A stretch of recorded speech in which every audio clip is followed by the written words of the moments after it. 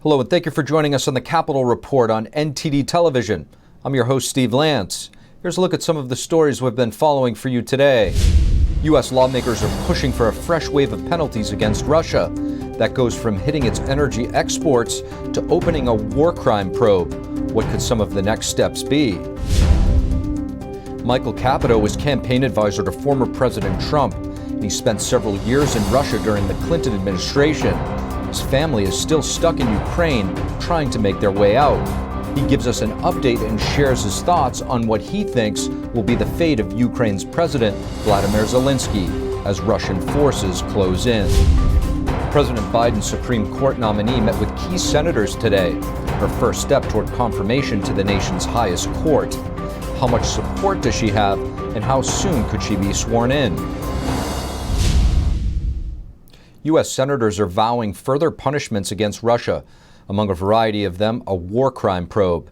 NTD's Iris Tao has the details. What Putin is doing is a war crime. Senator Lindsey Graham is calling for Putin to be investigated by the International Criminal Court for war crimes. And if we give him a pass on the war crimes that are being committed in front of us all every night on television, I can only imagine what China will think. When it comes to dictators, you need to make it personal to them. Joining him Wednesday to introduce the resolution is the only Ukrainian American in Congress. She's calling for the international community to step it up. You have to some leadership and backbone and step up. And I think we as a country need to see who are our friends, who are not. And they're not the only ones on the move. Another group of Senate Republicans on Wednesday called for secondary sanctions on Russian banks. It is time we drop the hammer and completely shut down the economy in Russia. Energy is another focus. They're calling for the U.S. to stop purchasing Russian oil and gas. We are much better and stronger as a nation if we are selling energy to our friends than if we're having to buy it from our enemies. And another reason for a strong stance against Russia, the senators say, is to deter Beijing. If he gets away with it in Ukraine, I promise you China will take Taiwan. And here's Senator John Kennedy cautioning that it might not be a coincidence that Russia invaded Ukraine just as the U.S. started to pivot to the Indo-Pacific. If you think that Russia and China are not aligned, you'll never own your own home. The lawmakers are also working on a package that will send billions in aid for Ukraine. They'll be voting on it next week. Reporting in Washington, D.C., Iris Tao, NTD News. Our next guest, Michael Caputo, is the author of the book Ukraine Hoax. Michael has spent years in Russia during the Clinton administration and understands the region very well. We're happy to have him on now. Michael Caputo, author of the book The Ukraine Hoax. Thank you for joining us on the Capital Report. Thank you very much for having me. Absolutely. Now, Michael, this situation is deeply personal for you that's playing out in Ukraine as you have family and friends there. How are they? And if you could, please share what they're experiencing on the ground. Yeah, a lot of people have been watching this on Twitter and other social media platforms, a little bit on the news. A lot of great independent journalism going on over there right now. But what they see on their cell phones, on Twitter, these short videos of people in terribly fraught environments, we're getting that on telephone calls all day long. My wife, who I met when I lived in Ukraine, has barely slept a wink in several days. My mother and father, my in-laws, are trapped over there in central Ukraine. We tried to get them out, and we're failing to do so, because right now, even though there's almost 1 million Ukrainians on the borders of Poland and Romania right now, there's going to be 5 million more.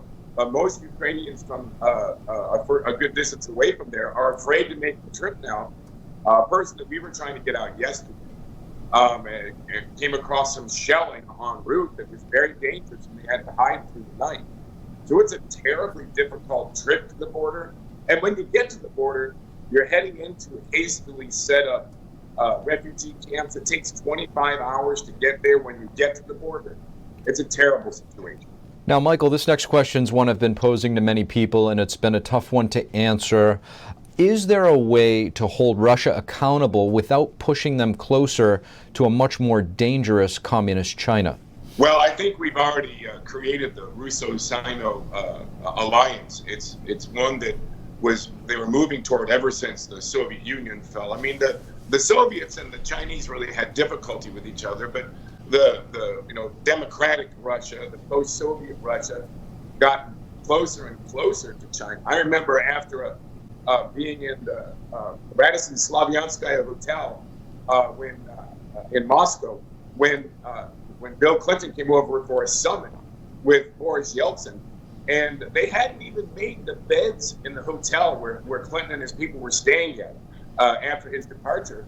And Boris Yeltsin was in China having meetings with the Chinese premier that very same day. This has been coming for a while. The Democrats with the fake Russia hoax, all of the bull that they put out there to try to destroy the Trump presidency, the Russia collusion hoax, that drove the Russians closer and closer to the Chinese because they saw their relationship with the United States being destroyed by internal partisan politics. Now listen, Russia is not our friend. Ukraine is our friend.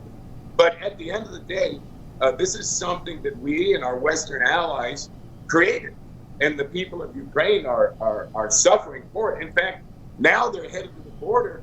And listen, all of our policymakers, last night you saw them applauding and standing up when Joe Biden was flexing his muscle about how well we are doing in this whole entire crisis. This is just whistling past the graveyard. And the graveyard is filling more and more every day with Ukrainians. Michael, as we see Russian forces continue to make their way into the capital city of Kyiv, what do you think the fate of the Ukrainian President Volamir Zenensky will ultimately be? But I know Zelensky. I met him in 2019. He's a good man. In fact, every Ukrainian president, one way, shape, or form, has been accused of corruption. He's been accused of it as well. But nobody, even his biggest detractors, can put a finger on how he was corrupt. So in fact, he's turned out to be a pretty straightforward leader, the leader that the Ukrainian people deserve. Unfortunately, the Russians seem to be dead set on assassinating him. I don't think he's ever going to leave. I think the Ukrainian people will fold around him to protect him. I think this is going to go on and on for a long, long time. If the Ukrainians are going to win this, and I'll tell you, considering the kind of support they're getting from the West, namely almost none, it's going to take a long time. And a lot of people are going to get killed in the meantime. And if they destroy, if the Russians take out Zelensky, I'm afraid that they will create a martyr, and the Ukrainian people will never, ever give up. In the end, I think this is going to show the end of Vladimir Putin's presidency, but he's going to hold on with every inch of his life. And I think the Ukrainian people are really going to suffer for it. Michael Caputo, thank you. Thank you. On the Russia-Ukraine crisis, NTD also spoke to several House members for their thoughts on the current situation and the United States' role, and more importantly, the solution. Now, Congressman, I want to ask you about the elephant in the room, not so much anymore with the invasion of Ukraine. Are you surprised that this has happened? Well, that's a difficult way to ask the question, because I really had hope that Joe Biden would have learned from the mistakes in Afghanistan. And his rhetoric suggested that he might be. I mean, he was talking about crushing sanctions and all of this rhetoric. And then, of course, they implement the sanctions and things like that in a stair-step method, which I think wound up just emboldening Putin. So, yes, I guess I'm surprised in some way, but and then in others, I guess I expected too much of the president. Now, Congressman, you have a military background, and thank you for your service. Oh, yeah, I can't believe they paid me to do it. I had a blast. President Trump took a different approach when it came to dealing with Vladimir Putin. He took a lot of heat for that. In hindsight, how do you evaluate that relationship? The relationship between Donald Trump and Putin? Well, Putin didn't invade anything, in Ukraine. Of course, when Biden and Obama were in there, he took the Crimea, and now he's taken the whole country. So I think that's a pretty stark contrast. Now, you mentioned Ukraine. From your perspective, from what you know, was there a way to potentially have prevented this? Any measures we could have done? 6 months ago, we asked that the Biden administration give the Ukraine government missiles, anti-aircraft rockets and things like that, they deferred and did not. We met with the Secretary of State, we met with the Secretary of Defense probably 3.5 weeks ago, and they said they were going to do things if there was an attack. Well, the way to stop something is preemptive action, and sadly enough, now we're just instituting sanctions, which, as President Biden said, quote, take some time. Well, that time should have been a month ago that we did this. Whether it would have stopped anything, I don't know. I can't tell you, but if you don't do things before to try to prevent it, you never will know. So now that we're here at this point, what do you think that the United States government's role is going to be, or should be for that matter? I tell you, and you may hear something different from me than others are saying, this is what I think we have to do. We have to turn back to our own country. This is where we should be completely securing our border. We should be finishing that wall and closing up our border so that no one can come in illegally. We should have a secure border, number one. Number two, we should be working with all of our American corporations to bring our jobs back to our country, especially our critical supplies like medications, the very necessities that all of us need to survive every single day. That should be made right here in America, not in China, not in any other country. And then the third thing we should be doing is we should be doing everything we can to strengthen our dollar, strengthen our economy, strengthen and stop inflation, stop this out of control inflation. Most importantly, we should be energy independent again. We were that just over a year ago. That should be the number one thing we should be doing after the border. We should be energy independent. We should never have to depend on Russia or China or any other country, the Middle East, anywhere. America is strong. We should be energy independent. President Biden's Supreme Court nominee met with top senators today. Senate Leader Chuck Schumer wants to fast-track her nomination. He's hoping that some Republicans will vote to seat her as the next liberal-leaning justice to replace Justice Stephen Breyer. NTD's Melina Wisecup has more details. Supreme Court nominee Ketanji Brown Jackson on Capitol Hill today met with senators. First, Senate Leader Chuck Schumer, who's pushing for a swift confirmation. Seeing her in person is a great thing. Jackson later met with top Republican leader Mitch McConnell, then top senators on the Judiciary Committee, Chairman Dick Durbin and Ranking Member Charles Grassley. The hearing to confirm her will start at the end of the month, and she could be confirmed soon after that. Schumer's aiming for confirmation before April 8th. If confirmed, Jackson would be the first black woman seated to the Supreme Court. Biden made the promise to nominate a black woman to the nation's highest court because he says it's long overdue. But some are wary of this approach, making a purposeful decision based on demographics. Their external characteristics, and that's moving in the wrong direction, and we really have to stop that and start asking ourselves, what makes a person who they are? Is it their skin? Is it their hair? Or is it their brain? Jackson is now serving as a judge on D.C.'s U.S. Court of Appeals, a position she was confirmed to just last year. And for that confirmation, she did have some Republican support. Now Schumer is hoping to have GOP support this time around. But some of the most conservative judges have said amazing things about her. So I think she deserves support from the other side of the aisle.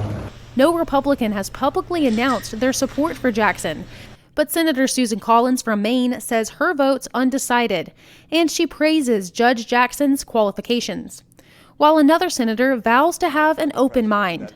She deserves a very careful look, a very deep dive, and I'll provide fresh eyes to that evaluation and hope that I'll be able to support her in the final analysis.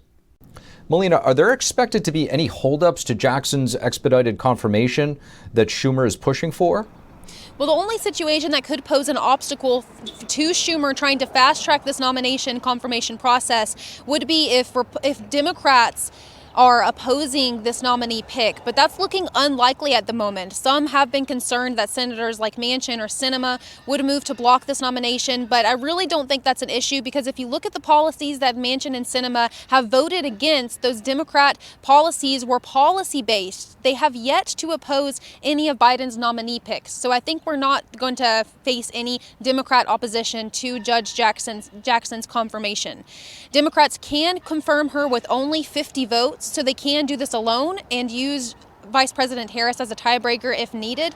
Of course, they would like to have some Republicans on board because a bipartisan confirmation of this judge is a big win for President Biden, so he is hopeful for that, but they can do it alone. So under all circumstances, if all Democrats are on board, Schumer should be able to push through this expedited confirmation pretty quickly. Steve, back to you. Thanks for that, Melina. And since the start of the Russian-Ukraine conflict, the U.S. has continued to buy around 500,000 barrels of oil from Russia every day. The White House has many times been pressured by reporters to stop these imports, but the White House has skirted around the criticism, saying the decision is for the private sector to make. Big energy corporations are in fact cutting ties with Russia. ExxonMobil announced this week they'll be stopping investing in Russia for oil production. The company says this action is to stand with the people of Ukraine.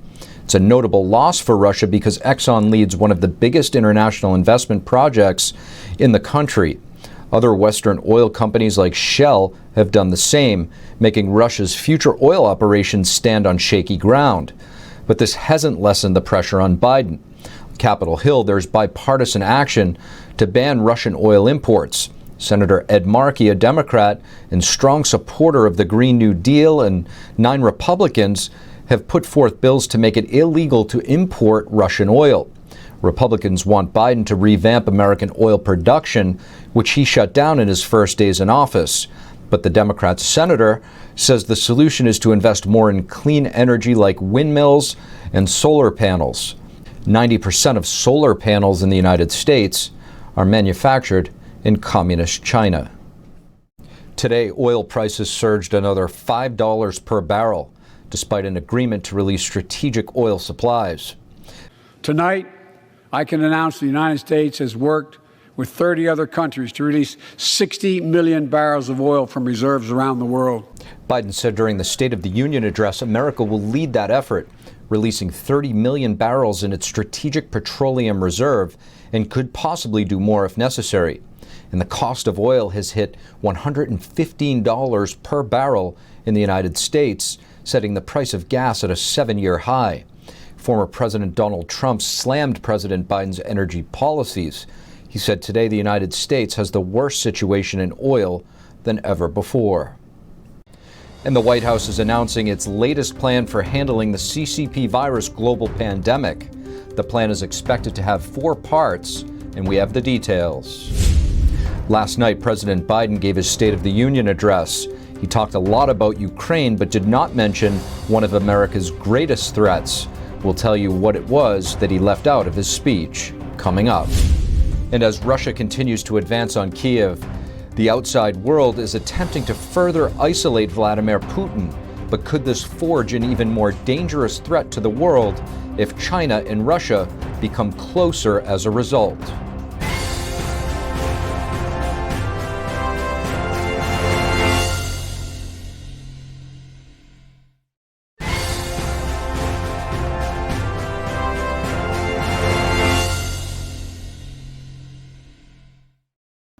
Hello and welcome back to NTD's Capitol Report.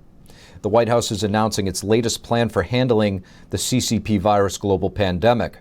They're dubbing it the National COVID-19 Preparedness Plan, which includes 4 parts: treatment, preparing for new variants, preventing shutdowns, and continuing global vaccinations.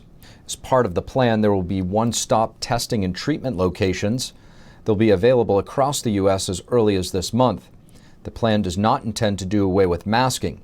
Instead, it says that Americans will be wearing masks less often and on a more flexible basis. In his State of the Union speech, President Biden told Congress he will be coming to them soon for funding. But the White House hasn't announced the cost for each part of the plan. And masks are no longer required indoors at the Pentagon. A Defense Department statement says this is effective immediately, regardless of vaccination status. And President Biden spent the first several minutes of his State of the Union on Russia's attack on Ukraine, but he barely mentioned one of America's greatest threats, Communist China.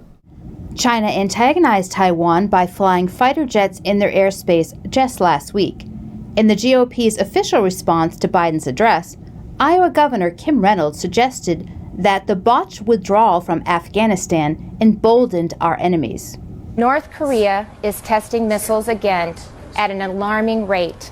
The Speaker of the House recently warned our Olympic athletes not to speak out against China. And now Russia has launched an unprovoked, full-scale military invasion of Ukraine. Former President Trump, in an Epoch Times interview last month, said that the Afghanistan withdrawal sent the wrong message to our enemies. Trump reiterated the concerns about Taiwan. Now that the Olympics are over, he referred to bad actors Russia and China as twin sisters. But the problem goes beyond Taiwan. Last month, FBI Director Christopher Wray said that no other country poses as big a threat to America's economic security as China. Carrie Nunez, NTD News, Washington, D.C. One of the unintended consequences that may come out of the United States posturing in the Russia-Ukraine war is turning Russia and China into stronger strategic partners. We spoke to some members of Congress on what the implications of this would mean for Taiwan. Here's part of our discussion with Congressman Michael Guest and Congressman Carlos Jimenez. Congressman Michael Guest, thank you so much for joining us on the Capitol Report. Thank you for having me. Now, Congressman, I want to ask you about Russia and China specifically. When it comes to those two countries, how do you prevent a more fortified relationship between those two countries as all of this plays out in Ukraine? You know, I believe it's something that America is going to have to work with our allies in Europe, our allies in the Far East, and we're going to, just as we're starting to see Russia and China become more aligned, the countries that oppose the aggressive nature of both of those countries, we're going to have to band together, and we're going to have to band together just as we've seen in Europe with the allies in NATO dealing with the attacks in the Ukraine by Russia. We're going to have those same allies in the Far East be prepared if we see China make any move toward Taiwan. I think it's important that this president at this point look to immediately arm Taiwan. You know, if we would have put additional arms in the Ukraine, if we would have provided them the weaponry that they needed, then I think they would have been in a much better place. We're trying to now get that in after the fact. It's much more difficult, so I believe that the president should take an aggressive stance, should again reaffirm our commitment to Taiwan and immediately begin supplying them the arms that they need so that they could defend any possible attack from China. Now, Congressman, if anybody understands communism, you mentioned you're from Cuba originally, and what is the threat right now with the Chinese communist regime kind of lurking in the shadows as this Ukrainian conflict plays out? Well, look, we can't take our eye off the ball, and that threat, the major threat to the United States and the world in the future, now and in the future, is China. Why? Because China has the economic power to back up the military. Remember, the total GDP of Russia may be 1/20th of what it is of the United States. Well, China is now starting to be a much greater economic power. They're also accelerating their military expansion. They want to be the dominant military power in the United States by 2050. They want to be the dominant economic power in the world, by the same time. And so China is the threat. And make no mistakes, China is a communist regime. They're an oppressive communist regime. They may be disguised as a capitalist nation, but they're not, all right? And so I don't want my children, I don't want my grandchildren living under the boot or the dominance of the Chinese Communist Party. And so I'm going to do everything in my power to see that never happens. Congressman, thank you. Thank you. The chairman of the Federal Reserve, Jerome Powell, hinted again today that the inflation we're seeing is not transitory. But it seems he won't be trying to tackle it as aggressively as some had predicted. He recommended raising interest rates by 0.25% in March, not the 0.5% that some were expecting. Higher interest rates may help fight inflation, but they also mean higher interest payments on your student loans, credit card debt, and some home loans. The stock markets seem to celebrate Powell's message. All three major indexes are up on the day. Powell said that he expects inflation to peak and come down later this year. That's all we have for you tonight on the Capitol Report. Thank you for tuning in. From Washington, D.C., I'm Steve Lance, and we'll see you tomorrow.